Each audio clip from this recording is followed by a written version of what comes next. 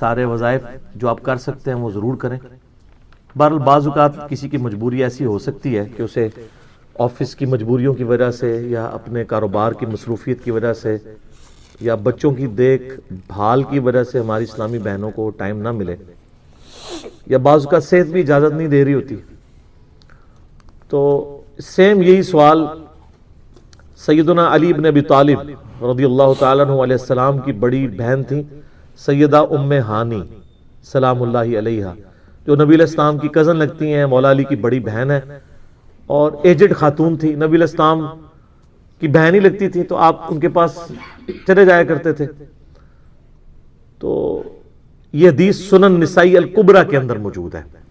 ہم نے بلو کارڈ کے اندر اس حدیث کا ریفرنس بھی دیا ہوا ہے. پہلے میں ان کارڈز کے بارے میں آپ کو بتا دوں، یہ 2 کارڈز ہمارے ہیں جو ہم نے شروع میں جن کارڈز کو پرنٹ کیا تھا، جو آپ ڈاک میں منگوا بھی سکتے ہیں. ایک بلو کارڈ ہے اور ایک ہے گرین کارڈ. بلو کارڈ جو ہے وہ پیچھے سے مجھے دیں، یہاں تو نہیں رکھے ہوئے، 2 کارڈ دے دیں. بلو کارڈ جو ہے وہ صبح و شام کے اذکار ہیں اور گرین کارڈ جو ہے وہ فرض نماز کے بعد کے اذکار ہیں. ان کے میں نے بڑی حکمت کے ساتھ کلر کوڈنگ کی ہوئی ہے. یہ بلو کارڈ ہے، یہ آپ کو پی ڈی ایف اس کا ahlsunnatpak.com سے آپ ڈاؤن لوڈ کر سکتے ہیں. ایپ بھی بنی ہوئی ہے، ہارڈ کاپی بھی ہماری اکیڈمی سے آپ منگوا سکتے ہیں. فون صبح 9 سے لے کے 5 بجے تک آن ہوتا ہے. +92 کے کوڈ کے ساتھ 3215900162 032159000162. بلو کارڈ میں حکمت ہے. آپ بتا، بلو کارڈ دنیا کا ایک بلو کارڈ ہے، وہ ہے یو کے میں ورک پرمٹ کو بلو کارڈ کہتے ہیں. یہ آخرت کا بلو کارڈ ہے، صبح شام کے سنت اذکار اکثر بخاری مسلم سے. دوسرا کارڈ ہے یہ گرین کارڈ، آخرت کا. دنیا کا بھی گرین کارڈ ہوتا ہے، وہ تو سب کو ہی پتا ہے، امریکن نیشنلٹی. یہ آخرت کا گرین کارڈ، فرض نماز کے بعد سنت اذکار. پھر میں نے ایک مختصر کارڈ بھی بلو کارڈ میں سے نکالا، یہ اورنج کارڈ. جادو ٹونا، وبائی امراض، قدرتی حادثات سے بچنے کے سنت وظائف. یہ سب آپ کو پی ڈی ایف فارم میں اویلیبل ہیں، فریلی آپ ڈاؤن لوڈ کر کے. اس میں صرف 5 اذکار ڈالے تھے.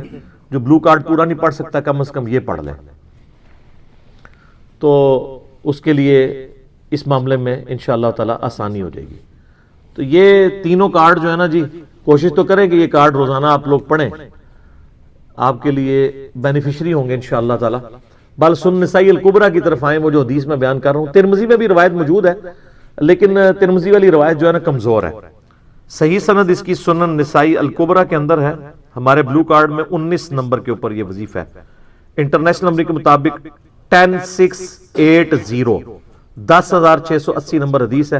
سیدہ ام ہانی کہتی ہیں یا رسول اللہ میں بوڑھی ہو گئی ہوں، لمبے وظیفے مجھ سے کوئی نہیں ہوتے، مجھے کوئی ایک وظیفہ ایسا بتا دیں جو میں کر لوں میرے لیے کفایت کرے. سر جو وظیفہ پھر لیا ہے نا مولا علی کی بہن نے، وہ ایسا وظیفہ ہے کہ مجھے ابھی تک اتنا تگڑا اور کوئی وظیفہ نہیں احادیث میں نظر آیا جس کی اتنی فضیلت ہو. آپ علیہ السلام نے فرمایا 100 دفعہ روزانہ سبحان اللہ پڑھ لیا کرو، تمہیں 100 غلام آزاد کرنے کا ثواب ملے گا. سر روزہ اگر آپ توڑ بیٹھیں تو ایک غلام آزاد کرنا پڑتا ہے، تو 100 روزوں سے بھی کے برابر یہ آپ سمجھ لیں. 100 دفعہ الحمدللہ پڑھ لیا کرو، تمہیں 100 گھوڑے اللہ کی راہ میں جہاد کے لیے بھیجنے کا ثواب ملے گا. 100 دفعہ اللہ اکبر پڑھ لیا کرو، تمہیں 100 اونٹ اللہ کی راہ میں بھیجنے کا، قربان کرنے کا، نہر کرنے کا ثواب ملے گا. 100 اونٹ، سر ایک اونٹ کی قیمت آلموسٹ 2-2.5 لاکھ روپے، کروڑوں روپے کا وظیفہ ہے جی. یہ ملینز آف ڈالرز کا یہ وظیفہ ہے فری میں. اور 100 دفعہ لا الہ الا اللہ پڑھ لیا کرو، یہ زمین و آسمان کے درمیان جتنا فاصلہ ہے اس کو ثواب سے بھر دے گا. سر لا الہ الا اللہ کے پھر برابری کون کر سکتا ہے؟ وہ حدیث بطاقہ ہے نا، کاغذ کے پرزے والی حدیث جامع ترمذی میں، کہ ایک شخص کے 99 دفاتر گناہوں کے کھولے جائیں گے اور نامہ اعمال تل رہا ہوگا تو اللہ تعالیٰ فرمائے گا میں کسی کے ساتھ ناانصافی نہیں کرتا. دوسری طرف ایک کاغذ کا ٹکڑا ڈالا جائے گا جس پہ لا الہ الا اللہ لکھا ہوگا. وہ شخص کہے گا یہ ایک ٹکڑا کیا کر سکتا ہے، بس وہ رکھنے کی دیر ہوگی وہ پڑھنا بھاری ہو جائے گا. اللہ کے نام سے تو وزنی کوئی چیز نہیں ہو سکتی. اسے کہتے ہیں کاغذ کے پرزے والی حدیث. اس کے لیے جنت کا حکم ہو جائے گا. لا الہ الا اللہ کا مقابلہ نہیں ہے. تو یہ 4 وظیفے ہیں، سبحان اللہ، الحمدللہ، اللہ اکبر، لا الہ الا اللہ. یہ اتنا محبوب وظیفہ ہے کہ جو سنن ابی داؤد میں، جامع ترمذی میں صلاۃ و تسبیح والی حدیث ہے، اس میں 300 دفعہ کون سے کلمات پڑھے جاتے ہیں؟ یہی سبحان اللہ والحمدللہ ولا الہ الا اللہ واللہ اکبر. بس اتنا ہی پڑھنا ہوتا ہے. یہ ولا حول ولا قوت الا باللہ کی حدیثیں الگ سے ہیں، لیکن صلاۃ و تسبیح میں اتنا ہی پڑھنا ہوتا ہے، 4 کلمات. حتیٰ کہ صحیح مسلم میں حدیث ہے، نبی علیہ السلام نے فرمایا یہ 4 کلمات مجھے ہر اس چیز سے بڑھ کر محبوب ہیں جن پہ سورج طلوع ہوتا ہے. یعنی دنیا اور جو کچھ دنیا کے اندر ہے اس سے بڑھ کر مجھے یہ چیز محبوب ہے کہ میں یہ 4 کلمات کہہ لوں، سبحان اللہ والحمدللہ ولا الہ الا اللہ واللہ اکبر. اور صحیح مسلم کی ایک اور حدیث ہے کہ نبی علیہ السلام نے فرمایا اللہ تعالیٰ کو اس سے بڑھ کر کوئی اور کلمات محبوب نہیں ہے. اور یہ حصہ بخاری میں بھی ہے اس کا، اور اس میں اللہ تعالیٰ کی طرف سے کوئی پابندی نہیں ہے، تم ان کی ترتیب بھی بدل سکتے ہو. یعنی سبحان اللہ کے بعد آپ اللہ اکبر پڑھ لیں، پھر لا الہ الا اللہ، کوئی فرق نہیں ہے. یہ ایک اوپن چیز ہے. آپ یوں بھی کر سکتے ہیں کہ پہلے 100 دفعہ پڑھ لیں سبحان اللہ سبحان اللہ سبحان اللہ، الحمدللہ الحمدللہ الحمدللہ، اللہ اکبر، کیونکہ را کو پھر لام سے ملائیں گے، اللہ اکبر اللہ اکبر اللہ اکبر، لا الہ الا اللہ لا الہ الا اللہ لا الہ الا اللہ. اور یوں بھی پڑھ سکتے ہیں، وہ زیادہ بہتر ہے، سبحان اللہ والحمدللہ ولا الہ الا اللہ واللہ اکبر. کیونکہ اکبر پہ وقف کریں گے، ورنہ یہ سبحان اللہ تو الحمدللہ ہی پڑھ نہیں سکتے آپ، کیونکہ الحمدللہ الحمدللہ بنے گا کانٹینیوس، جیسے اللہ اکبر اللہ اکبر اللہ اکبر بنتا ہے. تو وقف کرنا پڑے گا سوائے سبحان اللہ کے. سبحان اللہ یہ تو پڑھ سکتے ہیں، لیکن الحمدللہ کو الحمدللہ الحمدللہ وقف کرنا پڑے گا. اللہ اکبر اگر ملائیں گے تو اللہ اکبر اللہ اکبر، را کو لام سے، تو اس کی بجائے اتنی مشکل میں نہ پڑھیں، سبحان اللہ والحمدللہ ولا الہ الا اللہ واللہ اکبر. ایک تسبیح پڑھ لے، 4 وظیفے 100 دفعہ ہو جائیں گے، کیونکہ نبی علیہ السلام نے اجازت دے دی ہے نا، آگے پیچھے دائیں بائیں کچھ بھی کر سکتے ہو. اور یہ ترتیب تو صلاۃ و تسبیح میں موجود ہے. نبی علیہ السلام نے کلمات پڑھے بھی ہیں.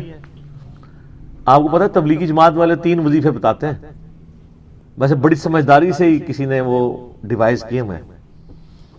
100 دفعہ وہ یہ بتاتے ہیں سبحان اللہ والحمدللہ ولا الہ الا اللہ واللہ اکبر. وہ ساتھ وہ بتاتے ہیں ولا حول ولا قوت الا باللہ، وہ بھی پڑھ سکتے ہیں. وہ بھی صحیح بخاری میں رات کو اٹھتے وقت کی دعا ہے. ہل علی العظیم تک بھی پڑھ سکتے ہیں، وہ ابن ماجہ میں موجود ہے. میرا ایک یوٹیوب پہ کلپ ہے 6 کلموں کا ثبوت، تو میں نے بتایا 4 کلمے ثابت ہیں، 2 مولویوں کے لکھے ہوئے ہیں، آخری والے جو ہیں.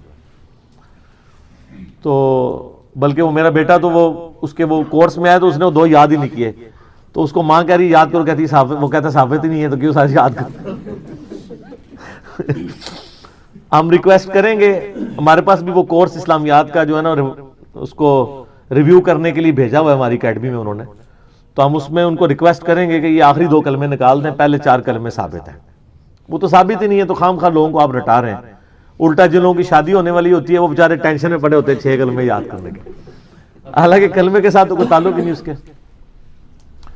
تو یہ جو صلاۃ و تسبیح کے اندر بھی پڑھا جاتا ہے، لیکن اس میں لا حول ولا قوت الا باللہ نہیں. وہ تو لادہ سے بخاری مسلم میں حدیث ہے کہ جنت کے خزانوں میں سے ایک خزانہ ہے لا حول ولا قوت الا باللہ. تو آپ پڑھنا چاہتے ہیں ضرور پڑھیں. اس میں وظیفے کے طور پہ آپ پوری تسبیح اس کی پڑھ لیں بے شک. تو تبلیغ جماعت والے یہ بتاتے ہیں 100 دفعہ درود شریف بتاتے ہیں اور 100 دفعہ استغفار بتاتے ہیں.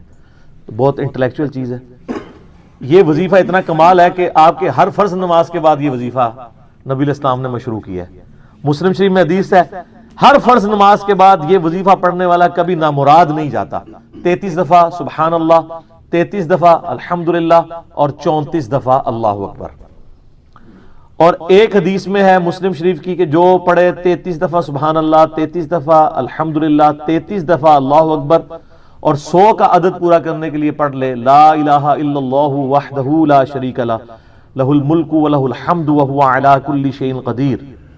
100 کا عدد اس سے بھی پورا کر سکتے ہیں اور 100 کا عدد اللہ اکبر کہہ کے بھی پورا کر سکتے ہیں. تو اس کے سارے گناہ معاف کر دیے جائیں گے اگرچہ سمندر کی جھاگ کے برابر ہی کیوں نہ ہو. لیکن وہ صغیرہ گناہ، کبیرہ گناہ صرف توبہ سے معاف ہوتے ہیں.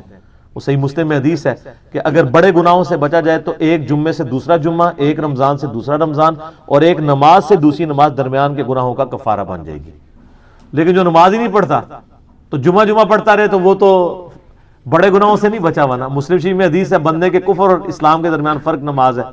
یہ نہ ہو گیا ایک رمضان پڑھ لے اگر رمضان کے لیے بیچ چلے سارے، نہیں نہ اس طرح نہیں ہوگا. تو یہ وظیفہ اتنا کمال ہے. بخاری مسلم دونوں میں حدیث ہے کچھ غریب صحابہ حضور کے پاس ہے، یا رسول اللہ ہر مقابلے میں ہم برابری کر لیتے ہیں امیر اصحاب کی.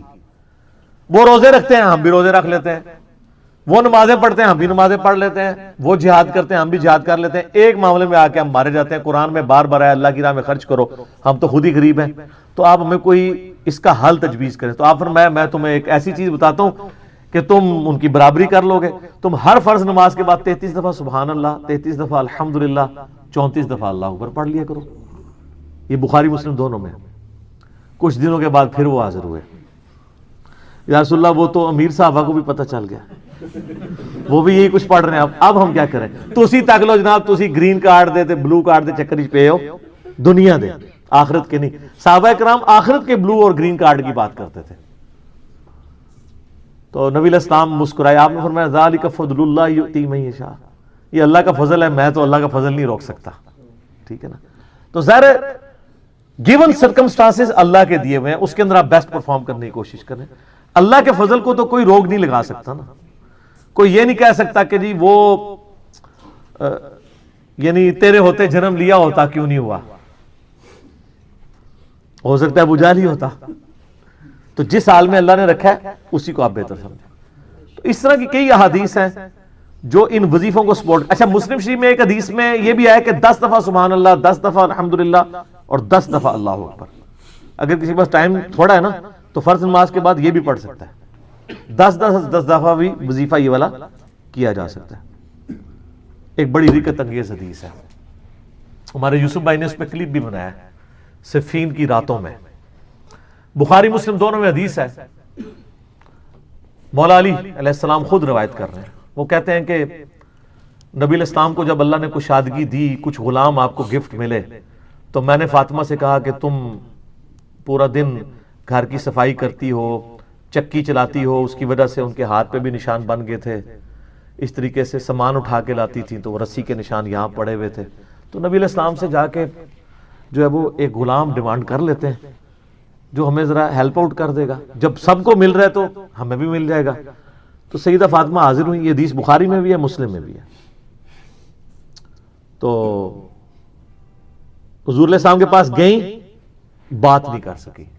طبیعت میں تربیت کس کی تھی سر؟ بولڈنس نہیں تھی وہ والی، حالانکہ باپ ہے اور حضور کو پتا تھا اپنی بچی کی عادت کا. تو وہ گئیں، بات نہیں کر سکی، واپس چلی گئی. تو حضور علیہ السلام محفل برخاست ہوئی، آپ خود آ گئے. سر وہ حدیث کمال ہے. مولا علی کہتے ہیں میں اور فاطمہ ایک چادر میں لیٹے ہوئے تھے اور نبی علیہ السلام ہمارے گھر میں آئے اور پاؤں کی جانب سے نبی علیہ السلام ہمارے بستر میں داخل ہوئے، حتیٰ کہ آپ کے پاؤں کی ٹھنڈک ہم نے اپنے سینے پہ محسوس کی. یعنی حضور علیہ السلام نے پاؤں کی جانب سے اپنے پاؤں انٹر کیے اور وہ پاؤں سیدہ فاطمہ اور مولا علی کے سینے تک پہنچ گئے تو انہوں نے ان کو سینے سے لگا لیا. سر یہ فرینکنس کسی صحابی کو نصیب ہو سکتی ہے؟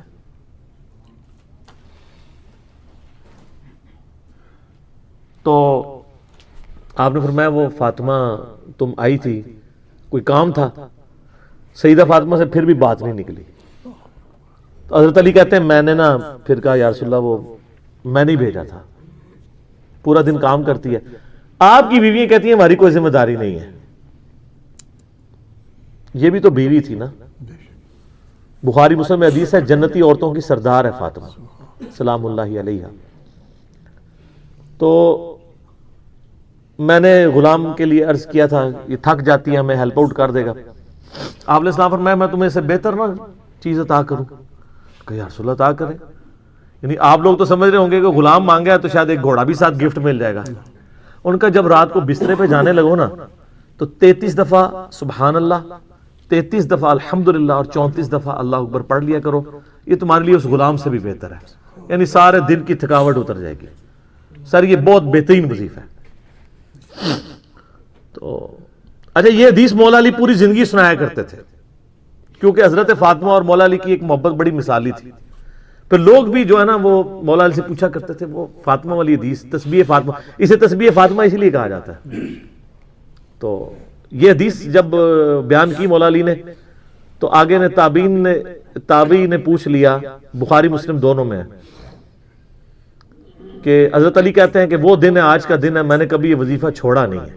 سر استقامت تو خود مل جاتی ہے جس کے بسترے میں جا کے نبی علیہ السلام وظیفہ سکھا رہے ہوں تو وہ پوری زندگی اس واقعے کو کبھی بھول سکتا ہے کہ مجھے خود آ کے میرے بسترے میں آ کے اور حتیٰ کہ آپ کے قدم مبارک میرے سینے سے لگے تھے اس حال میں حضور نے مجھے یہ تحفہ دیا ہے, وہ تحفہ کوئی بھلا سکتا ہے؟ تو تابعی نے کہا کہ مولا علی سے کہا کہ کیا جنگ صفین کی راتوں میں بھی آپ یہ وظیفہ پڑھا کرتے تھے جب مسلمانوں پہ اتنا مشکل وقت تھا, آپ میدان جنگ میں تھے. آپ دیکھیں 30 سال کے بعد مولا علی کو تلوار دوبارہ اٹھانا پڑی اسلامی نظام کو بچانے کے لیے. تو مولا نے کہا ہاں صفین کی راتوں میں بھی میں نے کبھی یہ وظیفہ نہیں چھوڑا. تو اس پہ وہ کلپ بنایا تھا صفین کی راتوں میں. یہ اتنا کمال کا وظیفہ ہے. اللہ تعالیٰ ہمیں اس وظیفے پہ استقامت دے اور کچھ نہ کر سکیں یہ ضرور کیا کریں. بخاری مسلم میں حدیث ہے, عائشہ کہتی ہیں نبی علیہ السلام نے فرمایا کہ اللہ تعالیٰ کو سب سے بڑھ کر محبوب عمل وہ ہے جو مستقل مزاجی سے کیا جائے خواہ تھوڑا ہی کیوں نہ ہو, بنسبت اس عمل کے جو بہت زیادہ ہو لیکن مستقل مزاجی سے نہ ہو. ایک بندہ ایک دن 1000 دفعہ سبحان اللہ پڑھتا ہے, اگلے دن 10 دفعہ پڑھتا ہے, اس سے بہتر روزانہ ہی 10 دفعہ پڑھ لے. تو یہ وظیفہ 100 دفعہ پڑھنے کے لیے کوئی زیادہ ٹائم ریکوائرڈ نہیں ہوتا. آپ روٹین میں ہیں, آپ پاس دونوں آپشن ہیں, الگ الگ کر کے پڑھ لیں تب بھی ٹھیک ہے, ایک ہی دفعہ میں پڑھ لیں سبحان اللہ والحمدللہ ولا الہ الا اللہ واللہ اکبر تب بھی درست ہے. اور فرض نماز کے بعد تو اور کوئی وظیفہ, ایک آیت الکرسی والا وظیفہ اور یہ تسبیح فاطمہ والا وظیفہ اور تکبیر بلند کرنا, استغفار پڑھنا, اللہم انت السلام منک السلام, سارے اذکار اس میں لکھے ہوئے. چند ایک وظائف تو ضرور پڑھیں اور اس میں یہ والا وظیفہ کبھی نہ چھوڑیں. یہ بہت ایکسٹراورڈنری وظیفہ ہے. مغرب کی اذانیں شروع ہو چکی ہیں, بقیہ سوالات انشاءاللہ اذان مغرب کے وقفے کے بعد انشاءاللہ. میرے بھائیو سورہ یاسین قرآن حکیم میں سورت نمبر ہے 36 اور یہ مکی سورت ہے. پارہ نمبر 22 سے شروع ہو کر پارہ نمبر 23 میں کمپلیٹ ہوتی ہے. پہلی 21 آیات اس کی پارہ نمبر 22 میں ہے اور باقی ساری سورت جو ہے وہ پارہ نمبر 23 کے اندر ہے. اور ظاہر ہے یہ پاروں کی ڈویژن جو ہے یہ توقیفی نہیں ہے, نبی صلی اللہ علیہ وآلہ وسلم نے تعلیم نہیں فرمائی, یہ بعد میں کی گئی ہے تابعین کے ادوار کے اندر. اس لیے پھر اس میں جو اس قسم کی قباحتیں ہیں سورتوں کے ٹوٹنے والی, یعنی ایک تو ہے کہ بہت آدھا آدھا ہو تو پھر قابل برداشت ہے, جس طرح کہ اب سورۃ الحجر کو دیکھیں اس کی صرف ایک آیت پارہ نمبر 13 میں ہے, باقی پوری سورت جو ہے وہ پارہ نمبر 14 کے اندر ہے. اب وہ ایک آیت سے کیا ایڈوانٹیج لے لیا کسی نے, اگر وہ اس ایک آیت کو صرف کر دیتے تو وہ سورت ٹوٹتی نہ پاروں کی شکل میں. تو یہ اس قسم کی جو علمی قباحتیں اس لیے آئی ہیں کہ یہ انسانی کوشش ہے. نبی صلی اللہ علیہ وآلہ وسلم نے پاروں میں قرآن حکیم کو تقسیم نہیں فرمایا تھا, بلکہ قرآن حکیم جو ہے یہ سورتیں 114 ان کی ڈویژن اور آیات کی ڈویژن موجود تھی, وہ بھی بغیر نمبرنگ کے, صرف وہ آیات کا پتہ تھا. اس میں نے ڈیٹیل لیکچر دیا ہے, مسئلہ نمبر 115 قرآن حکیم کی حفاظت کا معجزہ اور سنی شیعہ کے اختلاف کا تحقیقی جائزہ. سورہ یاسین کا جو مرکزی ٹاپک ہے یہ عقائد ثلاثہ ہے، جو مسلمانوں کے بنیادی 3 عقائد ہیں: عقیدہ توحید، عقیدہ رسالت اور عقیدہ آخرت۔ سورہ یاسین کی جو فضیلت ہے اس کے حوالے سے جتنی بھی روایات احادیث کی کتابوں میں آئی ہیں آلموسٹ سب کی سب ہی ضعیف الاسناد ہیں، اور ان میں سے صرف ایک صحیح روایت موجود ہے موقوفاً سیدنا ابن عباس رضی اللہ تعالیٰ عنہ کا قول، وہ انشاءاللہ میں ڈسکس بھی کر دوں گا۔ باقی سب کی سب ضعیف الاسناد ہیں۔ قرآن حکیم کی صورتوں کے فضائل کے حوالے سے سورہ یاسین ہو، سورۃ الملک ہو، سورہ الواقعہ ہو، باقی صورتیں، اس حوالے سے میں نے ڈیٹیل لیکچر کم از کم 3 گھنٹوں میں 3 نشستوں میں یہیں پر ریکارڈ کروایا تھا۔ سورۃ الرعد کی آیت نمبر 28 کے کانٹیکسٹ میں، الا بذکر اللہ تطمئن القلوب، آگاہ ہو جاؤ اللہ کی یاد ہی میں دلوں کا سکون ہے۔ اور اللہ تعالیٰ کا سب سے بڑا ذکر الذکر یہ قرآن حکیم ہے، انا نحن نزلنا الذکر وانا لہ لحافظون، سورۃ الحجر آیت نمبر 9۔ تو میں نے اس اللہ کے ذکر والی جو آیت ہے سورۃ الرعد آیت نمبر 28، اس کے کانٹیکسٹ میں قرآن حکیم کی 12 صورتوں کے فضائل 3 نشستوں کے اندر، مسئلہ نمبر 112 ABC یہ ریکارڈ کروائے تھے۔ آج میں اس ڈیٹیل میں جاؤں گا، اس میں نے سورہ یاسین کے حوالے سے بھی ڈسکشن کی تھی۔ بہرحال اس حوالے سے سورہ یاسین کی فضیلت میں جو 3 ٹاپ آف دا لسٹ روایتیں پبلک کے اندر مشہور ہیں، سب کی سب ہے تو ضعیف ہے، لیکن میں ان کو یہاں پر مختصراً عرض کر دوں، اور ان احادیث کے نمبرز میں انشاءاللہ مشکات کے بھی بتاؤں گا، کیونکہ میں مشکات کے بارے میں اکثر یہ ڈکلیئر کرتا ہوں کہ مشکات از دا انسائکلوپیڈیا آف حدیث۔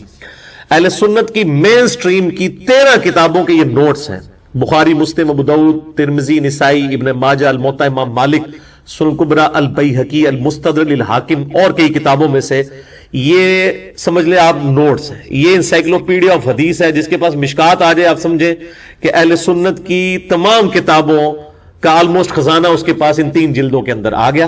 یہ مفت میں آپ ڈاؤن لوڈ کر سکتے ہیں ہماری ویب سائٹ اہل سنت پاک .com سے۔ 18 MB کی 3 فائلز ہیں، شیخ زبیلی رحمہ اللہ تعالیٰ کی تحقیم اور تخریج کے ساتھ مشکات المصابی، اور اس کے تعارف پہ میں نے پورا لیکچر بھی دیا ہے، مسئلہ نمبر 111B، جسے شوق ہو تو وہ ضرور دیکھیں۔ پہلی جو مشہور حدیث ہے اس حوالے سے وہ جامعہ ترمذی میں انٹرنیشنل نمبر کے مطابق 2887 اور مشکات میں ہے 2147، کہ آپ صلی اللہ علیہ وآلہ وسلم نے فرمایا کہ ہر چیز کا کوئی نہ کوئی دل ہوتا ہے، اور قرآن حکیم کا دل سورہ یاسین ہے، جو اس کی تلاوت کرے گا اسے 10 دفعہ قرآن حکیم پڑھنے کا ثواب ملے گا۔ لیکن یہ روایت جو ہے یہ اصول محدثین پر کمزور ہے۔ اس میں ایک راوی ہے ہارون ابو محمد، وہ مجہول الحال ان نون راوی ہیں، جن کا کوئی پتہ نہیں ہے، اور لاپتہ راویوں سے جو روایتیں ہیں وہ محدثین کے ہاں قابل قبول نہیں ہوتی۔ دوسری روایت ہے کہ آپ صلی اللہ علیہ وآلہ وسلم کی طرف منسوب ہے کہ جو اللہ کی رضا کے لیے سورہ یاسین پڑھے اس کے سابقہ سارے گناہ معاف کر دیے جاتے ہیں، لہٰذا اپنے قریب المرگ جو لوگ ہیں، نزع کے عالم میں ہیں، ان کے پاس اس کو پڑھو۔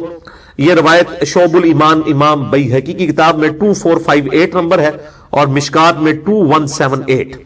لیکن یہ روایت بھی جو ہے اصول محدثین پر ضعیف ہے، کیونکہ اس میں ایک راوی کا نام ہی کوئی نہیں ہے، رجل ان کے ساتھ ہی سند کے اندر آتا ہے، بالکل یعنی وہ جو پچھلی روایت تھی اس میں نام تو موجود تھا، مجہول الحال تھا، اس میں تو نام بھی اس کا نہیں ہے، اتنا لاپتہ ہے، لہذا یہ روایت بھی کمزور ہے۔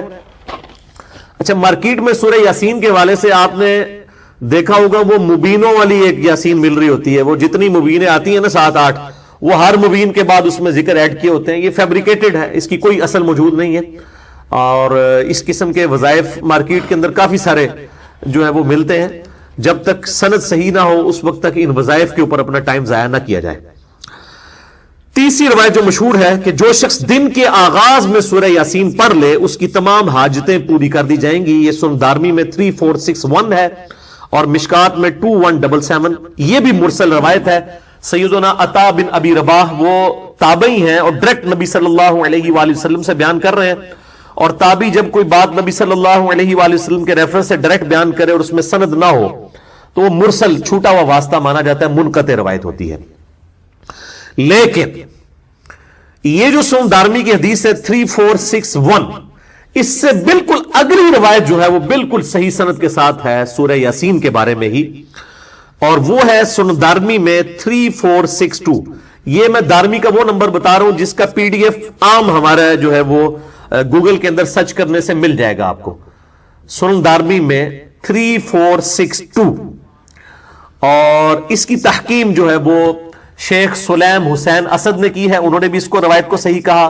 شیخ زبیلی زئی رحمہ اللہ تعالی نے ایک پورے سورہ یاسین کے فضائل کے حوالے سے مضمون لکھا ہے جس میں 14 روایتیں جو یاسین سے ریلیٹڈ تھیں، سب کی اسناد کے اوپر بحث کی کہ یہ ضعیف ہیں. البتہ ایک روایت کے اوپر انہوں نے صحیح کا حکم لگایا، اور وہ یہی ہے سنن دارمی 3462.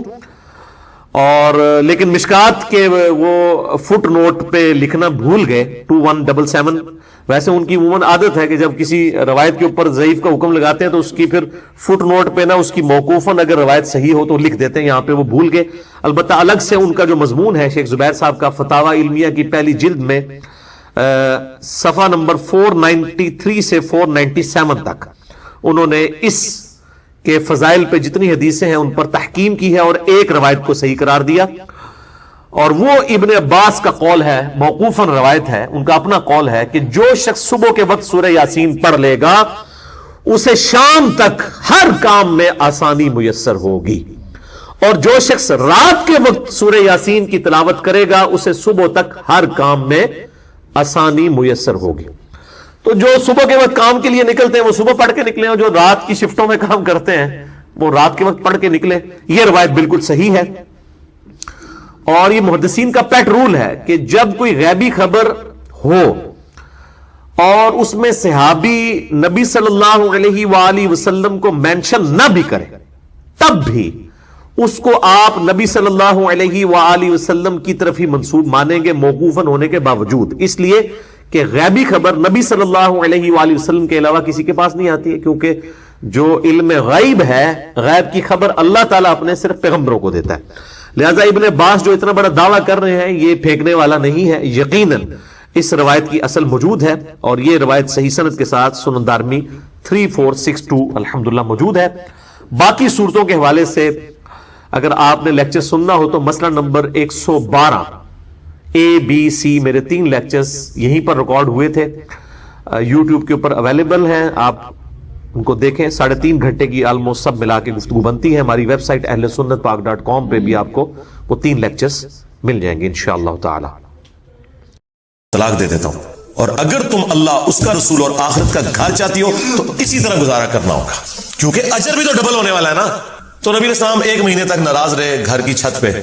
اسی میں ہی حدیث میں بخاری مسلم میں آتا ہے کہ سیدنا عمر نے جا کے اپنی بیٹی کو بھی ڈانٹا، سیدہ حفصہ کو، باقی بیویوں کے ساتھ بھی جا کے تھوڑی مس ہینڈلنگ کی. بعد میں وہ پھر پچھتاتے بھی تھے مجھے کیا یہ رائٹ پوائنٹ تھا، چلو میں اپنی بیٹی کو تو ڈانٹ سکتا ہوں، باقی بیویوں کو میں کیسے. لیکن وہ حضور کی محبت میں آپ پتہ ہے حضرت عمر تو پھر میرے سے زیادہ جذباتی تھے. تو اب وہ کہتے ہیں کہ میں نے ارادہ کیا میں حضور کو کوئی ایسی بات کروں کہ حضور مسکرائیں، کیونکہ آپ تو بڑے سیریس موڈ میں بیٹھے ہیں. تو میں نے جاتے ہی کہا یا رسول اللہ دیکھیں جب تک ہم مکے میں تھے نا ہماری بیویاں کتنی ہمارے کنٹرول میں تھی، لیکن یہ انصار کی بیویاں تو اتنی تیز ہیں کہ انہوں نے اپنے مردوں کو دبا کے رکھا ہوا ہے، اور ان کو دیکھ دیکھ کے ہماری بیویاں بھی ہم پہ شیر ہو گئی ہیں. تو حضور اس بات کے اوپر مسکرائے، کہتے ہیں مجھے تھوڑی تسلی ہوئی کہ حضور کا موڈ تھوڑا بہتر ہو رہا ہے. تو پھر انہوں نے گپ شپ شروع کر دی. پھر نبی علیہ السلام کی جب وہ حضور پھر اٹھ کے بیٹھے جب تو آپ کے کندھے کے اوپر چٹائی کے نشان تھے، اوپر کرتا بھی نہیں تھا، یا اگر چادر تھی تو چادر تو پھر اس طرح لی جاتی ہے تو احرام کی شکل میں بعض اوقات تو وہ نشان. حضرت عمر نے رونا شروع کر دیا کہ یا رسول اللہ کے رسول ہیں اور آپ کی یہ حال. بخاری کی اس حدیث میں آتا ہے کہ عبداللہ بن عباس کا جب یہ قول بیان کرتے ہیں حضرت سعید ابن جبیر، تو ان کو بعض تبع تابعین کہتے ہیں کہ جب ہم لوگوں سے یہ بیان کرتے ہیں نا کہ اس سے مراد خیر کثیر ہے، تو لوگ کہتے ہیں کہ نہیں، الکوثر سے مراد جنت کی ایک نہر ہے الکوثر. تو سعید ابن جبیر کہتے ہیں کہ جنت کی وہ نہر بھی تو خیر کثیر میں داخل ہے، حضور کو جو جنت کی نعمتیں ملیں گی وہ بھی کثرت کے ساتھ ملیں گی. تو یہ اس کی جو تفسیر ہے نا خیر کثیر والی، یہ سب سے آپٹیمل ہے. اس میں جو ہے وہ حوض کوثر بھی شامل ہے. جو صحیح مسلم میں حدیث ہے کہ نبی صلی اللہ علیہ وآلہ وسلم صحابہ میں بیٹھے تھے تو آپ کو اچانک ایک اونگ آئی. تھوڑی دیر بعد جب آپ کی آنکھ کھلی تو آپ مسکرا رہے تھے، اور پھر آپ نے کہا کہ ابھی ابھی اللہ تعالیٰ نے مجھ پہ یہ آیات نازل کی ہیں، بسم اللہ الرحمن الرحیم، یعنی آپ اسلام نے بسم اللہ سے سٹارٹ کیا، انا اعطیناک الکوثر فصل لربک وانحر ان شانئک هو الابتر۔ اور پھر آپ نے فرمایا کہ جانتے ہو یہ الکوثر کیا ہے؟ تو صحابہ نے کہا اللہ اس کا رسول بہتر جانتے ہیں۔ تو آپ صلی اللہ علیہ وآلہ وسلم نے فرمایا یہ جنت میں ایک نہر ہے جو مجھے اللہ تعالیٰ نے عطا فرمائی ہے، اور اس کے کنارے کی جو مٹی ہے وہ کستوری سے زیادہ خوشبودار ہے، اور اس کے برتن آسمان کے ستاروں کے برابر ہیں۔ اور صحیح بخاری میں آتا ہے کہ شب معراج جب نبی علیہ السلام جنت میں سیر کر رہے تھے تو وہاں آپ کو ایک نہر دکھائی گئی، اور جبرائیل علیہ السلام نے کہا کہ یہ وہ الکوثر ہے جو آپ کو اللہ تعالیٰ نے عطا کی ہے۔ اور آپ صلی اللہ علیہ وآلہ وسلم کے الفاظ ہیں بخاری مسلم دونوں میں کہ اس کا جو مشروب ہے وہ دودھ سے زیادہ سفید، شہد سے زیادہ میٹھا، اور اس کی خوشبو کستوری کی خوشبو سے زیادہ ہے، اور جو کوئی ایک دفعہ میرے حوض کوثر سے وہ مشروب پی لے گا اسے کبھی بھی پیاس نہیں لگے گی۔ جنت میں جو انسان کھائے پیے گا نا وہ بھوک کی وجہ سے نہیں، ذہن میں رکھیے گا، بھوک ایک عیب ہے، پیشاب ایک عیب ہے، نیند ایک عیب ہے، اسی لیے یہ تینوں چیزیں جنت میں نہیں ہیں۔ جنت میں انسان کھائیں گے لذت لینے کے لیے، پیشاب نہیں ہوگا، بخاری مسلم میں الفاظ ہیں خوشبودار ڈکار آئے گی، سارا کھانا ہضم۔ تو جنت چونکہ نعمتوں کا نام ہے کوئی کمزوری نہیں، وہاں پہ نیند بھی نہیں ہے۔ یہاں پہ تو ہم نیند کیوں یوز کرتے ہیں؟ تاکہ ہم نیکسٹ 24 گھنٹے میں پرفارم کر سکیں گے، بلکہ بیٹری چارج ہوتی ہے۔ وہ میری خالہ جو ہے نا وہ بڑے پیارے الفاظ استعمال کرتی ہیں، ان کی بیٹیاں جب چھوٹی تھی نا تو سوئی ہوتی تھی نا تو کون سے پوچھتا تھا بیٹی ہے، کہتے ہیں چارجنگ تے لائی ہیں، کیونکہ بچے جب اٹھتے ہیں نا پھر تو آپ ان کو سنبھال بیٹھے، جب تک یہ سونا نہ جائیں سکون نہیں آتا، تو وہ جو سوتے ہیں نا وہ چارجنگ پہ لگے ہوئے ہوتے ہیں، پھر جیسے صبح انہوں نے اٹھنا ہے نا اٹھلی اوپرلی کر دینی ہے۔ تو قیامت میں جنت والے دن آپ کو جنت میں چارجنگ کی ضرورت نہیں ہے، بلکہ نیند وہاں پہ ضرورت ہی نہیں، اللہ تعالیٰ نے ویسے ہی انسان کو اتنی انرجی دی ہوئی ہوگی۔ تو لہذا آپ علیہ السلام کا جو فرمان ہے نا کہ جو ایک بار پیے گا وہ کبھی پیاسا نہیں ہوگا، تو کسی کے ذہن میں خیال آ سکتا ہے کہ پیاسا نہیں ہوگا تو پھر پانی کی لذت کیا؟ وہ اللہ تعالیٰ نے جنت کی نعمتوں میں لذت ہی اتنی رکھی ہے کہ انسان لذت کی وجہ سے اس کو استعمال کرے گا۔ اور پھر انہی احادیث میں بخاری و مسلم کے موجود ہے کہ میرے حوض کوثر پہ پھر ایسے لوگ بھی لائے جائیں گے جن میں پہچانتا ہوں گا، اور جب میں انہیں مشروب پلانے لگوں گا تو میرے ان کے درمیان ایک آڑ قائم کر دی جائے گی، تو میں کہوں گا یہ تو میرے صحابہ ہیں، اصحابی اصحابی۔ امتی والی روایتیں بھی ہیں بخاری مسلم میں، اصحابی والی بھی ہیں۔ تو مجھے بتایا جائے گا کہ یا رسول اللہ آپ کو نہیں پتا آپ کے بعد انہوں نے دین میں بدعتیں جاری کر دی تھی اور الٹے قدم پھر گئے تھے، تو آپ صلی اللہ علیہ وآلہ وسلم فرماتے ہیں کہ پھر میں کہوں گا سحقا سحقا لمن غیر بعدی، ان پہ پھٹکار ہو، ان کو مجھ سے دور کر دو جنہوں نے میرے بعد میرے دین کو بدل دیا۔ یہ حدیث بخاری اور مسلم دونوں میں ہے، اور حوض کوثر والے چیپٹر میں امام مسلم اسے لے کے آئے ہیں، بخاری میں موجود ہے۔ اس حدیث پہ کامنٹس ہیں عبداللہ ابن ابی ملیکہ تابعی کے، وہ جب بھی حدیث بیان کیا کرتے تھے تو وہ کہا کرتے تھے اے اللہ ہم تجھ سے یہ دعا کرتے ہیں کہ تیرے نبی کی وفات کے بعد ان کے دل سے الٹے قدم نہ پھرے، آمین ثم آمین۔ تو اللہ تعالیٰ ہمیں حوض کوثر پہ آپ صلی اللہ علیہ وآلہ وسلم کے مبارک ہاتھوں سے مشروب نصیب فرمائے۔ یہ دعا انسان کو اپنے لیے کرنی چاہیے، ظاہر ہے کہ وہ اہل جنت ہوں گے۔ اور بخاری مسلم میں کہ اس کے جو برتن ہیں نا وہ برتن ہی آسمان کے ستاروں کے برابر اس کی تعداد ہے۔ پورا ایک نقشہ کھینچا گیا، آپ مشکات کی 30 جلد میں حوض کوثر اور شفاعت والا چیپٹر نکالیں تو آپ کو وہ ساری احادیث مل جائیں گی۔ ترمذی اور ابن ماجہ میں ایک وہ حدیث بھی بڑی مشہور ہے جو حضرت انس بن مالک کہتے ہیں کہ یا رسول اللہ کیا آپ میری شفاعت کریں گے؟ تو آپ فرمایا میں کروں گا۔ تو یا رسول اللہ قیامت والے دن میں آپ کو کہاں تلاش کروں؟ تو آپ علیہ السلام فرمایا میزان عمل پہ آ جانا جہاں میرے امتیوں کے نام مال تل رہے ہوں گے۔ یا رسول اللہ وہاں نہ پاؤں تو فرمایا حوض کوثر پہ آ جانا۔ عرض کی وہاں پہ بھی نہ پاؤں تو فرمایا پھر پولیس رات پہ آ جانا۔ کہا وہاں پہ بھی نہ پاؤں تو آپ فرمایا میں ان 3 جگہوں کے سوا کہیں اور نہیں ہوں گا، یا میں حوض کوثر پہ ہوں گا اپنے پیاسی امتیوں کو مشروب پلا رہا ہوں گا، یا پھر میزان عمل پہ ہوں گا شفاعت کے لیے، یا پھر میں پولیس رات پہ ہوں گا اپنے امتیوں کے لیے سلامتی کی دعا کرنے کے لیے. تو یہ 3 جگہیں ہیں جہاں پہ آپ صلی اللہ علیہ وآلہ وسلم کو قیامت والے دن تلاش کیا جا سکتا ہے انشاءاللہ تعالی. تو یہ حوض کوثر میں وہ خیر کثیر جو ہر طرح کی آپ کو عطا کی گئی وہ بھی شامل ہے، اور اسپیسیفکلی حوض کوثر جو ہے وہ بھی. حتیٰ کہ جو بخاری اور مسلم میں حدیث ہے، آپ نے اپنی وفات سے 1 مہینے پہلے خطبہ دیا تھا غزوہ احد کے شہداء پر، جو آپ نے نماز جنازہ دوبارہ پڑھی تھی 8 سال بعد. اس میں الفاظ ہیں، آپ نے فرمایا کہ میرا ممبر جو ہے وہ حوض کوثر پہ لگا ہوا ہے. یہ والے جو الفاظ ہیں یہ دوسری حدیث میں، کیونکہ وہاں پہ ممبر نہیں تھا. یہ الفاظ ہیں بخاری اور مسلم کی وہ حدیث کہ میرے گھر سے میرے ممبر سے میرے گھر تک جنت کے ٹکڑوں میں سے ایک ٹکڑا ہے ریاض الجنہ. اس میں الفاظ ہیں اور میرا ممبر جو ہے وہ حوض کوثر پہ لگا ہوا ہے. یعنی آپ علیہ السلام وہ دیکھ رہے تھے حوض کوثر کا منظر، ٹائم میں گزار کے آپ کو دکھایا گیا. وہ جو بخاری مسلم کی وہ والی حدیث ہے عقبہ بن عامر والی، جو شہدائے احد پہ آپ نے 8 سال بعد جنازہ پڑھا اپنی وفات سے 1 مہینہ پہلے. اور عقبہ ابن عامر کے الفاظ ہیں، یہ آخری دفعہ میں نے رسول اللہ کو ممبر پہ دیکھا، اس کے بعد میں نے آپ کو نہیں دیکھا. تو اس میں الفاظ ہیں، آپ نے فرمایا کہ میں اپنے حوض کوثر کو اس وقت بھی دیکھ رہا ہوں، اور دیکھنا میرے بعد جو ہے وہ مجھے تم سے یہ خطرہ نہیں کہ تم شرک میں مبتلا ہو جاؤ گے، بلکہ مجھے خطرہ ہے کہ تم دنیا کے مال میں پڑ جاؤ گے اور پھر اس کی لالچ میں ایک دوسرے کو قتل کرو گے اور تم بھی تباہ و برباد ہو جاؤ گے جس طرح اگلی قومیں تباہ و برباد ہوگی. تو اس میں بھی حوض کوثر کے الفاظ موجود ہیں. اور پھر میرے ایک کربلا والے ریسرچ پیپر میں بھی آپ کو پتہ ہے ایک حدیث ہے جو میں نے حوض کوثر کا ذکر اس حدیث کے اندر بھی موجود ہے. جب وہ سنن ابی داؤد کی ایک حدیث ہے نا، وہ عبید اللہ ابن زیاد کے پاس ایک وہ آتا ہے، ہاں یہ ابو داؤد کے اندر 4749 ہے. ابو طالوت تابعی کہتے ہیں کہ میں ابو برزہ کو میں نے دیکھا کہ وہ گورنر یزید عبید اللہ ابن زیاد کے پاس آئے جبکہ وہ دسترخوان پر تھا. تو اس نے ابو برزہ کو آتے ہوئے دیکھا اور کہا کہ یہ تمہارا ٹھگنا محمدی ہے. استغفر اللہ. ان کا قد چھوٹا تھا تو ان کا ہے گینڈا محمدی، یعنی محمدی اس نے اس لیے کہا کہ وہ حضور کا صحابی تھا. تو یہ کتنی سخت توہین کی عبید اللہ ابن زیاد نے. یہ وہی خبیث ہے جس کے بارے میں بخاری میں 3748 نمبر حدیث ہے، جس میں امام بخاری نے حسین کے ساتھ علیہ السلام لکھا ہے کہ یہ حضرت حسین کے حسن میں کلام کرنے لگا تو انس بن مالک نے کہا کہ رسول اللہ کے سب سے زیادہ مشابہت رکھنے والے حسین تھے. یہ وہی عبید اللہ ابن زیاد ہے. تو یہ صحابہ کے گستاخ ہیں، آل امیہ ہیں، یہ بنو امیہ کے خدمتگار.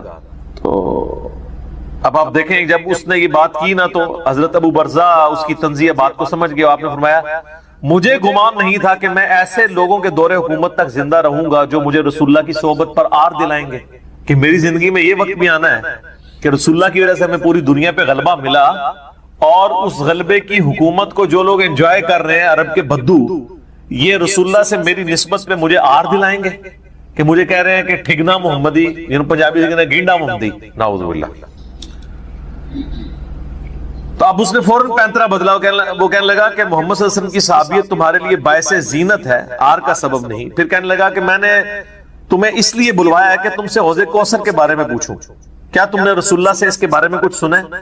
تو ابو برزہ نے فرمایا ہاں، نہ 1 بار، نہ 2 بار، نہ 3 بار، نہ 4 بار، نہ 5 بار، میں نے کئی مرتبہ رسول اللہ صلی اللہ علیہ وآلہ وسلم سے حوض کوثر کے بارے میں سنا، اور جو حوض کوثر کو نہ مانے اللہ تعالیٰ اسے اس کا پینا نصیب ہی نہ فرمائے. اور پھر سیدنا ابو طالوت کہتے ہیں کہ سیدنا ابو برزہ رضی اللہ تعالیٰ عنہ غصے کی حالت میں وہاں سے تشریف لے گئے. انہوں نے بدعا دی کہ جو حضور کے حوض کوثر کو نہیں مانتا اللہ تعالیٰ اس کو حوض کوثر نصیب ہی نہ کرے.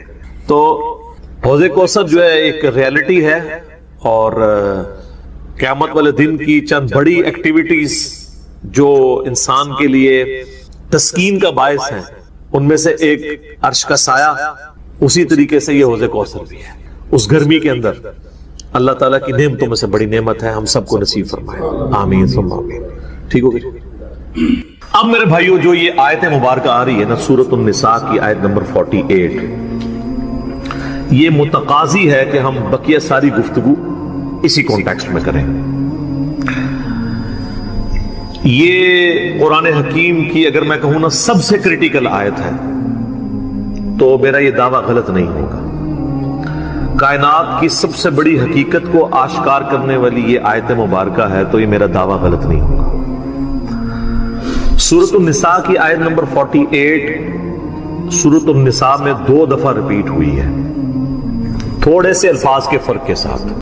میں جب بھی نماز پڑھتا ہوں تو ثنا کے بعد بسم اللہ نہیں پڑھتا، الحمدللہ سے نماز شروع کرتا ہوں۔ کیا بسم اللہ پڑھنی لازمی ہے؟ جی، بسم اللہ سورہ فاتحہ سے پہلے پڑھنا سنت ہے۔ البتہ یہ ضرور ہے، بعض لوگ وہ بخاری مسلم سے حدیث لیتے ہیں کہ عبداللہ بن عمر کہتے ہیں کہ نبی الاسلام اور حضرت ابوبکر عمر قرات جو ہے الحمد سے شروع کرتے تھے، اور وہ اسے یہ پلی لیتے ہیں کہ نبی الاسلام سورہ فاتحہ سے پہلے بسم اللہ نہیں پڑھتے تھے۔ یہ بالکل غلط ہے۔ وہ یہ بتانا چاہ رہے تھے کہ اونچی آواز سے قرات الحمد سے شروع کرتے تھے، بسم اللہ آہستہ ہی پڑھتے تھے، کیونکہ یہی حدیث سنن نسائی کے اندر موجود ہے، اور اس میں باقاعدہ یہ بھی الفاظ ہیں کہ نبی الاسلام حضرت ابوبکر عمر بسم اللہ اونچی آواز سے نہیں پڑھتے تھے، سرن پڑھتے تھے۔ البتہ بسم اللہ سورہ فاتحہ کا حصہ نہیں ہے، جس طرح اہل حدیث یا اہل تشیع کا یا امام شافعی کا موقف ہے، اور وہ بسم اللہ کو آیت نمبر 1 گنتے ہیں سورہ فاتحہ کی۔ ایسا نہیں ہے، سورۃ الفاتحہ الحمد سے شروع ہوتی ہے۔ اس پہ میری پوری تفصیلی ویڈیو ریکارڈ ہے، اور میں نے ثابت کیا ہے کہ امام حنیفہ رحمۃ اللہ علیہ کا موقف بالکل درست ہے کہ سورہ فاتحہ کا حصہ نہیں ہے بسم اللہ۔ البتہ ساری صورتیں جب سٹارٹ سے پڑھی جائیں گی تو ان کے شروع میں بسم اللہ ہوتا ہے، سوائے سورہ التوبہ کے۔ قرآن کے تعارف میں بھی میں نے بڑی تفصیلی اس کے اوپر بات کی ہوئی ہے۔ یعنی اسے لٹا دیا جائے گا، پھر اس پہ وہ کیفیت وہ جنت والی تاری رہے گی، پھر الٹیمیٹلی اللہ تعالیٰ اسے دوبارہ سے زندہ کرے گا۔ اور اگر وہ منافق ہوا تو وہ کہے گا میں نے لوگوں کو ایک بات کہتے ہوئے سنا تو میں بھی ویسے ہی کہا کرتا تھا، یعنی مجھے نہیں پتا، اللہ کی وہ گواہی نہیں دے سکے گا، رسول اللہ صلی اللہ علیہ وسلم کا اقرار نہیں کر سکتا، میں کچھ نہیں جانتا۔ وہ فرشتے کہیں گے ہمیں پتا تھا تم یہی کہو گے، پس زمین سے کہا جاتا ہے اس پر تنگ ہو جا، وہ اس پر تنگ ہو جاتی ہے حتیٰ کہ اس کی ہڈیاں اور پسلیاں ایک طرف کی دوسری طرف آ جاتی ہیں، یوں بولے اعوذ باللہ تعالی، اور اسے مسلسل عذاب ہوتا رہے گا حتیٰ کہ اللہ اسے خوابگاہ سے دوبارہ زندہ کرے گا، یعنی قیامت تک اس پر وہ اس حالت میں عذاب رہے گا، ہمیں نظر نہیں آئے گا۔ جیسے سویا ہوا شخص ایک ڈراؤنا خواب دیکھتا ہے، وہ تکلیف محسوس کرتا ہے، پاس کھڑا شخص نہیں محسوس۔ اور سنن دارمی میں ایک حدیث ہے صحیح سند کے ساتھ، مشکات میں 134 نمبر ہے کہ آپ صلی اللہ علیہ وسلم نے فرمایا 99 اژدہے اس پر، 99 جو ہے خطرناک ڈینجرس قسم کے سانپ اس پر مسلط کر دیے جاتے ہیں جو قیامت تک اسے ڈستے رہتے، اور وہ اتنے خطرناک اژدہے ہیں، آپ صلی اللہ علیہ وسلم نے فرمایا کہ اگر ان میں سے کوئی ایک بھی دنیا پر اپنی پھنکار پھینک دے تو دنیا کی زمین کا بھی سبزہ نہ ہوگا، ایسا زہر ہے ان کے۔ اللہم اجرنا من النار، اللہم اجرنا من النار۔ یہ بھائیوں عذاب قبر کیمرے سے نہیں دیکھا جا سکتا، یہ اللہ تعالیٰ نے پردہ رکھا۔ 13ویں حدیث جامع ترمذی میں 2308، سنن ابن ماجہ میں 4267، مشکات میں 132۔ سیدنا عثمان غنی رضی اللہ تعالیٰ عنہ جب بھی کسی قبر کے پاس سے گزرتے تو اتنا روتے کہ ان کی داڑھی تر ہو جایا کرتی۔ ساتھیوں نے پوچھا حضرت جب دوزخ کا ذکر کرتے ہیں اس وقت تو آپ کی آنکھوں میں آنسو نہیں آتے، لیکن قبرستان آ کر آپ پر ایسی حالت کیوں طاری ہو جاتی ہے؟ تو سیدنا عثمان نے فرمایا کہ میں نے اپنے محبوب صلی اللہ علیہ وسلم سے سنا کہ بے شک قبر آخرت کی منزلوں میں سے پہلی منزل ہے، جو اس میں بچ گیا اگلی منزلیں اس کے لیے آسان ہوتی چلی جائیں گی، اور جسے یہاں پر مشکل درپیش ہوئی اس کی اگلی منزلیں اس سے بھی مشکل در مشکل ہوتی چلی جائیں گی۔ پھر آپ صلی اللہ علیہ وسلم نے فرمایا میں نے قبر سے زیادہ سخت اور برا منظر کبھی نہیں دیکھا۔ شریعت کا ایسے کیا لینا دینا میرے بھائی، یہ تو بابوں کی کہانی ہے۔ ہم اس پہ ہی کہیں گے، پہلے تو وہی عرض کریں گے کہ مرنے سے پہلے اے کر لے اس پہ غور، کتابوں کا خدا اور ہے بابوں۔ اور یہ تو ایک لائٹر موڈ میں نے بات کی۔ سورہ بنی اسرائیل کی آیت نمبر 36 جو 10 کمانڈمنٹس آئی ہیں ان میں سے 9th وَلَا تَقْفُ مَا لَيْسَ لَكَ بِهِ عِلْمٌ ان السمع والبصر والفؤاد اولئک، انسان کسی چیز کی پیروی اس وقت تک مت کر جب تک کہ تجھے اس کے بارے میں ڈیفینیٹ علم نہ آ سکے۔ بے شک کان، آنکھیں اور عقل، دل یا دماغ، کوئی بھی چیز، اس کے بارے میں تجھ سے پوچھا جائے گا کہ ان 3 انسٹرومنٹس کو استعمال کر کے تم نے حق بات تک، تو مجھے بتائیے کیا ریویلڈ نالج میں جو کتاب و سنت کا علم ہے یا ایکوائرڈ نالج میں کہیں یہ بات ملتی ہے؟ یہ والی کہانی کے روحیں واپس آ جاتی ہیں۔ یہ تو ہندوؤں سے مستعار لیا گیا عقیدہ ہے۔ ان کے ہاں یہ آتما کا ایک کانسیپٹ ہے کہ جو بری آتما ہے وہ بھٹکتی رہتی ہے اور اچھی آتما جو ہے وہ پیس کے اندر چلی جاتی ہے۔ وہ تو جناب وہ تو یہ کہتے ہیں زلزلہ بھی آتا ہے، گائے نے ایک سینگ کے اوپر اٹھایا ہوا ہے کیا نام ہے زمین کو، اور جب تھک جاتی دوسرے پہ، تو یہ ساری توہمات ہیں۔ کالی بلی راستہ کاٹ دے نحوست ہے، توہمات ہیں۔ جوتی پہ جوتی چڑھ جائے سفر لکھا ہوا ہے، توہمات میں سے ہے۔ کوا گھر کی منڈیر پہ بولے تو کوئی مہمان آنے کا پیش خیم ہے، سب توہمات ہیں۔ رات کے وقت جھاڑو نہیں دے سکتے، ناخن نہیں کاٹ سکتے، اتنی تہمت پرستی جو ہے وہ چل رہی ہے ہمارے معاشرے کے اندر، چونکہ ہم لوگ ہندوؤں کے ساتھ رہے، لہذا یہ ساری باتیں وہیں سے آئی ہیں کہ روحیں واپس آ جاتی ہیں۔ کوئی روح نے ادھر آ کے کیا کرنا ہے، وہ تو سورۃ المطففین میں ہے کہ وہ علیین اور نیک روح علیین میں، بری جو ہے دین کے اندر ہے، ان کا اب اس دنیا کے ساتھ کیا لینا ہے؟ ہر بندے کی ایک یونیک روح ہے، انڈیپینڈنٹ روح ہے، اس کا دوسرے کی روح کے ساتھ کوئی تعلق نہیں، تو دوسرے کے جسم میں جانے کی بات ہی نہیں ہے، بھٹکنے کی بات ہی نہیں۔ بیسیکلی شیاطین ہیں جو اب کیونکہ شیطان جو جنات کے اندر شیطان موجود ہیں ان کو تو ہم لوگ دیکھ نہیں سکتے، تو وہ مختلف قسم کی شکلیں دھار کے پبلکلی آ جاتے ہیں سامنے، تو لوگ سمجھتے ہیں یہ اسی بندے کی روح آ گئی ہے واپس۔ اس طریقے سے نہیں، یہ بالکل جھوٹی باتیں، اسلام کا اس سے کوئی تعلق نہیں ہے۔ باقی جمعراتیں جو بیچتے ہیں وہ روٹی روزی ان کی لیندے، آپ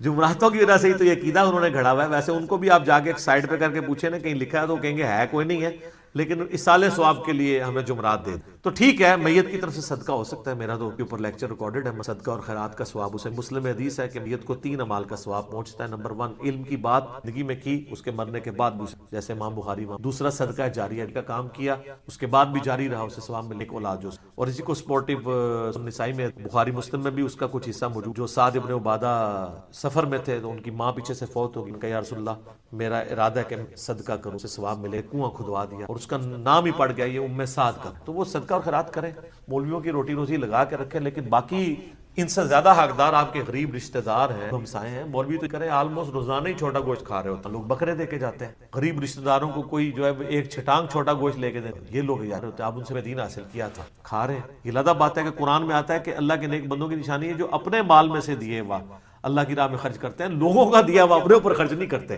بالکل 180 ڈگری ہے، لیکن قرآن پڑھا ہو تو پھر پتا ہونا ہے۔ بھالے اس کا جواز موجود ہے، یعنی غریبوں کو چاہے وہ علماء کرام ہو، ائمہ مساجد ہوں، آپ کھلا سکتے ہیں، لیکن یہ جو عقیدہ وابستہ کیا ہوا نا بالکل جھوٹا عقیدہ۔ قرآن تو بالکل اپنے مقدمے میں واضح ہے، سورہ یاسین کے اندر اللہ تعالیٰ نے واضح طور پہ فرمایا، آپ سورہ یاسین 22ویں پارے سے شروع ہو کے 23ویں میں ختم ہوتی ہے، تو آپ پہلے ہی صفحہ جو ہے نا 23ویں صفحے کا، اس میں اللہ تبارک و تعالیٰ نے فرمایا، آیت نمبر ہے 31، الم یرو کم اہلکنا قبلہم من القرون انہم الیہم لا یرجعون، کیا انہوں نے نہیں دیکھا کہ ہم نے ان سے پہلے کتنی امتیں ہلاک کر دی ہیں، وہ اب کبھی بھی واپس دو، وَإِن كُلٌّ لَمَّا جَمِيعٌ لَدَيْنَا مُحْضَرُونَ، اور ان سب کے سب لوگوں کو اللہ تعالیٰ کے حضور جمع کر کے حاضر کیا جائے گا، یعنی قیامت سے پہلے وہ دنیا میں نہیں آئے۔ اور جناب جو سورۃ الواقعہ کی رکت انگیز آیات ہیں نا، سورۃ الواقعہ پارہ نمبر 27 میں بالکل اینڈ پہ جا کے سیکنڈ لاسٹ سورت آتی ہے، اس میں اللہ تبارک و تعالیٰ نے اس ٹروتھ کو ریویل کیا ہے۔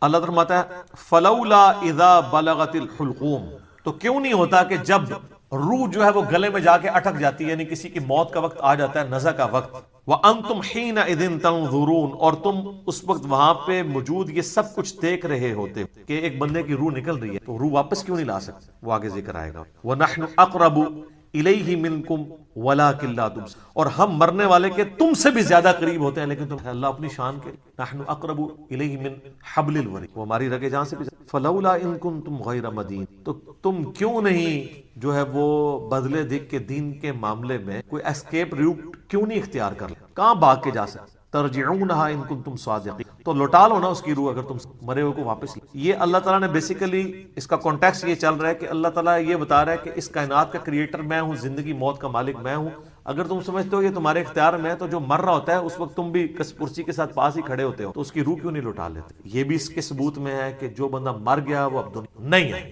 یہ بالکل اجماعی عقیدہ ہے، اس کے خلاف کوئی عقیدہ رکھتا ہے تو وہ کفر ہے۔ البتہ صحیح بخاری اور صحیح مسلم میں اشارتاً روح کا لوٹنا اس حوالے سے کہ وہ قبر کے اندر، جیسا کہ برزخی معاملہ ہے، ہمیں نہیں کہ جب مردے کو دفنا کے جاتے ہیں تو وہ جانے والوں کے قدموں کی آہٹ بھی، تاکہ اس کی حسرت میں اضافہ ہو، اگر بدکار ہے اور نیکوکار ہے تو وہ کہ میں اپنے ساتھ لے۔ تو بخاری میں آتا ہے میت اپنی چارپائی پہ کلام کرتی ہے دفنانے سے پہلے، جنوں انس کے سوا ساری مخلوقات سن، کیونکہ وہ مکلف ہے نا، شریعت کے مکلف ہیں، اور اگر یہ سن لیں تو بے ہوش ہو، وہ کہتی ہے مجھے کدھر لے کے جا، اور نیک میت کہتی ہے مجھے جلدی جلدی، بڑا خطرناک، من عذاب القبر فتنہ۔ بخاری مسلم میں حدیث ہے، نبی الاسلام نے فرمایا، سورہ ابراہیم کی آیت نمبر 27 ہے نا، یثبت اللہ الذین آمنوا بالقول الثابت فی الحیات الدنیا وفی الآخرہ، کہ اللہ تعالیٰ اہل ایمان کو دنیا کی زندگی میں بھی اس قول پر ثابت قدم رکھتا ہے اور آخرت کی۔ تو نبی علیہ السلام سے پوچھا کہ یہ کون سا قول ہے، تو آپ نے فرمایا لا الہ الا محمد، اور آپ فرمایا یہ دنیا اور آخرت میں، اس سے مراد یہ کہ جب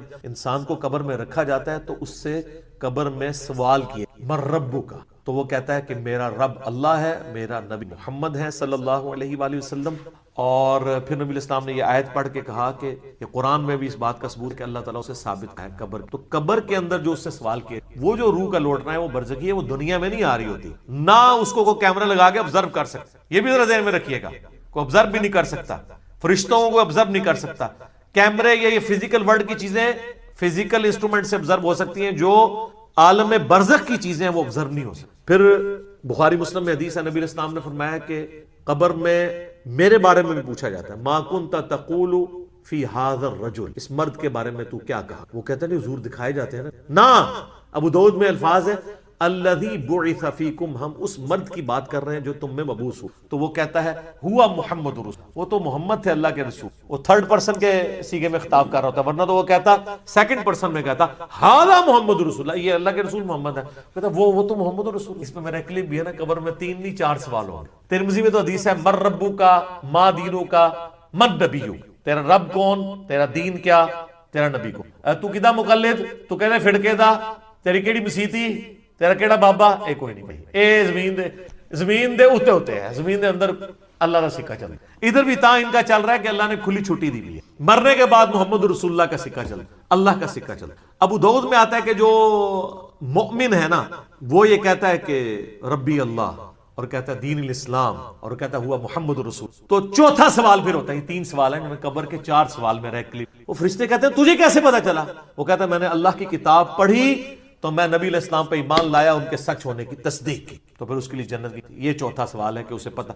تو جنہیں کتاب پڑھی نہیں اور وہ حافظ قرآن علی نہیں پڑھتا، ترجمے نال پڑھتا ہے، تائیں انہوں پتہ لگتا ہے نا کہ وچ کے لکھے ہے، ورنہ تو نہیں پتہ چلے گا. اور بخاری میں ہے کہ منافق سے جب سوال ہوتے ہیں تو ہر سوال کے جواب میں کہتا ہے لا ادری لا ادری، ہائے آتا لا ادری لا ادری، ہائے افسوس مجھے